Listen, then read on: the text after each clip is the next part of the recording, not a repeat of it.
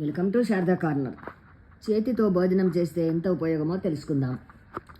Dining table మీదకి spoons, ఫోర్క్లు వచ్చి చేతితో భోజనం చేసేవాడిని అనాగరికుడుగా చూస్తూ వెక్కిరిస్తున్న తరుణం ఇది.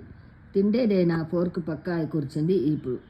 హోటల్లో ఎవరైనా పద్ధతిగా చేతితో అన్నం కలుపుకొని తింటుంటే అందరూ అతన్ని వింతగా చూసే పరిస్థితి ఏర్పడింది. ఇక మన ఇంట్లో చిన్నపిల్లలను సైతం స్పూన్స్ అలవాటు చేస్తున్నారు ఈ తరం తల్లిదండ్రులు. దానికి వాళ్ళు చూపిస్తున్న ప్రధాన కారణం చేతులు శుభ్రంగా ఉండవు కదా అని. అయితే ఓసారి చేతిని ఉపయోగించి భోజనం చేస్తే కలిగే సైంటిఫిక్ లాభాలను గురించి ఒకసారి తెలుసుకుందాం.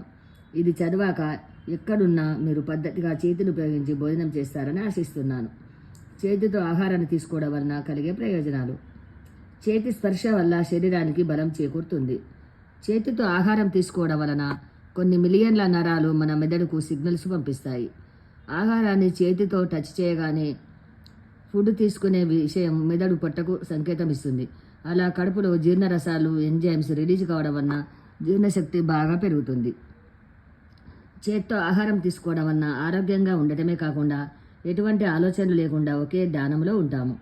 మన ఆహారాన్ని నూనె మరియు ఎక్కువగా ఉపయోగిస్తాం. ఇలా తయారు చేసుకున్న ఆహారాన్ని స్పూన్స్, ఫోర్క్స్ తీసుకోవడం వల్ల ప్రతిచర్య ఏర్పడి రుచిపోతుంది. వేళ్లతో ఆహారం కలుపుకొని ముద్దలుగా ఒక్కో పదార్థాన్ని కలుపుకోవడం వలన రక్త ప్రసరణ బాగా జరుగుతుంది. చేతి వేళ్లతో ఆహారం తీసుకోవడం వల్ల వేళ్ళు పెదాలకు తగలగానే నోటిలో లాలాజలం ఊరుతుంది.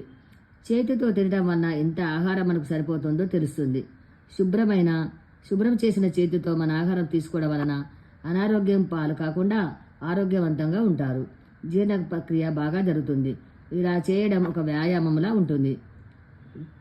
చేతిలో ఉండే ఒక్కో వేలు ఒక్కో తత్వాన్ని కలిగి ఉంటుందట.